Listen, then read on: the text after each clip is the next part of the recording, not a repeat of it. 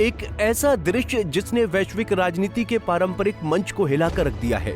जैसे ही इजरायली प्रधानमंत्री Benjamin Netanyahu ने संयुक्त राष्ट्र महासभा के मंच पर बोलना शुरू किया, लगभग 100 राजनयिकों ने हॉल छोड़ दिया। ये सिर्फ एक वॉकआउट नहीं था, ये अंतर्राष्ट्रीय असहमति और नाजुक सैन्य राजनीतिक समीकरणों का एक तीखे संकेत के रूप में उभरा। न्यूयॉर्क के महासभा कक्ष में जो गायब रहा वो केवल कुर्सियां नहीं थी, गायब थी वैचारिक सहमति और वैश्विक भरोसे की कुछ परतें। इस एक क्षण ने मध्य पूर्व की ज्वलंत घटनाओं, अंतर्राष्ट्रीय न्यायालयों के आरोपों और देशों के बीच बदलते रिश्तों की कहानी एक साथ बयां कर दी। दरअसल नेतन्याहू ने संयुक्त राष्ट्र महासभा में अपने संबोधन की शुरुआत की तो 50 से अधिक देशों के लगभग 100 राजनयिक हॉल से बाहर चले गए। वॉकआउट करने वाले देशों में वो प्रमुख पश्चिमी देश भी शामिल थे, फ्रांस, कनाडा, ऑस्ट्रेलिया और वो देश जिन्होंने हाल ही में फिलिस्तीन को राजनीतिक मान्यता दी। ऐतिहासिक रूप से महत्वपूर्ण ये बात है कि अमेरिका और ब्रिटेन के प्रतिनिधि कक्ष में बने रहे, परंतु वरिष्ठ स्तर पर नहीं। उनकी जगह जूनियर राजनयिक उपस्थित थे, जो नीति में दूरी और असहमति का सूचक था। नेतन्याहू ने भाषण जारी रखा और उन्होंने कड़ा रुख अपनाते हुए कई दावे रखे, जिनका असर अंतर्राष्ट्रीय मंच पर गहरा दिखाई दिया।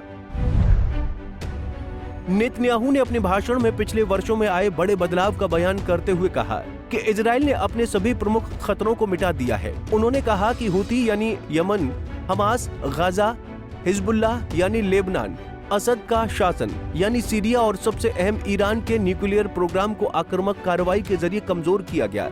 उन्होंने ईरान के बैलिस्टिक मिसाइल और परमाणु कार्यक्रम को केवल इजरायली रोध नहीं बताया, बल्कि उसे अमेरिका और वैश्विक समुदाय को धमकाने वाला बताया। इसी के साथ उन्होंने गाजा युद्ध को मिडिल ईस्ट में शांति लाने वाला बताया। उन्होंने फिलिस्तीन राज्य के अंतर्राष्ट्रीय मान्यता के कदमों पर कड़ा विरोध जताया और कहा कि ऐसे कदम हमास जैसे उग्र तत्वों को बढ़ावा देंगे। यहाँ तक कि 7 अक्टूबर 2023 के हमले की तुलना उन्होंने अमेरिका पर 11 सितंबर 2001 के हमलों से की। नेतन्याहू ने कहा कि गाजा में हमास अभी भी खतरा है और उसे पूरी तरह समाप्त करना बाकी है। उन्होंने हमास नेताओं से आत्मसमर्पण करने, हथियार डालने और बंधकों को रिहा करने की अपील की।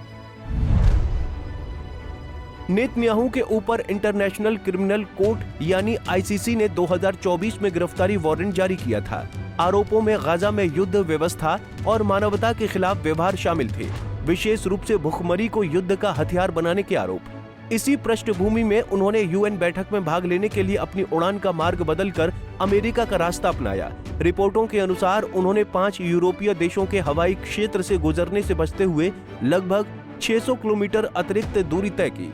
ऐसा इसलिए कि उन देशों के हवाई क्षेत्र से गुजरने पर स्थानीय सरकारें उन्हें रोककर आईसीसी को सौंप सकती थीं। जिन देशों के हवाई क्षेत्र से बचा गया उनमें फ्रांस, स्पेन, पुर्तगाल, आयरलैंड और ब्रिटेन का नाम प्रमुखता से लिया जा रहा है।